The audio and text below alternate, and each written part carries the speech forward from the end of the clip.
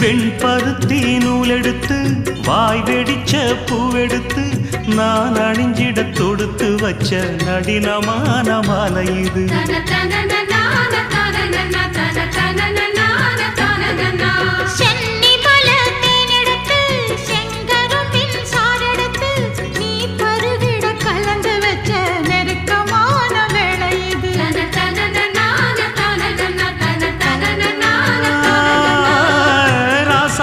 உடம்பிருக்கும் ரவிக்க துணி நானாக அன்னாடம் சூடி கொள்ள ஆசை வச்சாகாதா.